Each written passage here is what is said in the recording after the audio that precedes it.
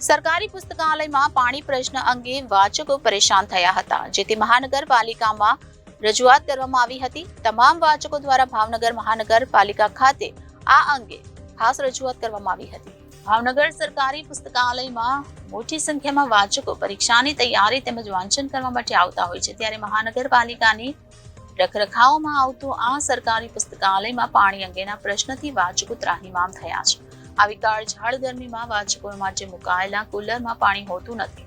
પાણી હોય તો ગટરના ભેળસેળ વાળું પાણી હોય। આ ઉપરાંત જો પાણીનો જગ લખવામાં આવે તો એ પણ સવારની જગ્યાએ સાંજે આવે, જેથી વાચકોને ખૂબ જ પરેશાનીનો સામનો કરવો પડે છે।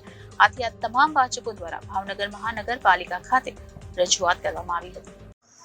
મારું નામ વિનોદ બારૈયા છે અને હું જિલ્લા પુસ્તકાલય ભાવનગરમાં અમે વાંચક વિદ્યાર્થી બધા વાંચવા આવ્યા છીએ ઘણા સમયથી, બરાબર। અમારે પ્રશ્ન એ છે કે એક શૌચાલયનો પ્લસ બીજો પાણીનો પ્રશ્ન છે કે છેલ્લા 6 મહિનાથી આવું વારંવાર થયા કરે છે કે 15 દિવસે પાણી સારું આવે, 15 દિવસ 7 દિવસ કે એવું હોય કે ખરાબ આવે, બરાબર।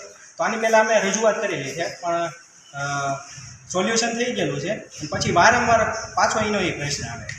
તો આનો નિવેડો થાય તો આ 1000 જેવા વિદ્યાર્થી વાંચવા આવે છે તો એનું કાંઈક બધાને ફળદ્રુપ થાય અને બધા વાંચક વિદ્યાર્થીને હેરાન પરેશાન ન થાય। અત્યારે પાણી કેવું ક્યારે આવે છે ને નથી આવતું? શું છે? પાણી તો આવે જ છે, બરાબર, પાણી તો આવે જ છે અમારે, પણ ખરાબ આવે છે। તો બહારથી જગ મંગાવવા એવું કઈ છે?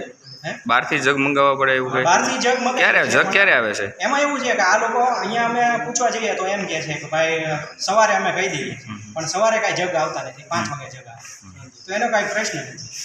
Reporter Firoz Malik, Janadesh news, Bhavnagar.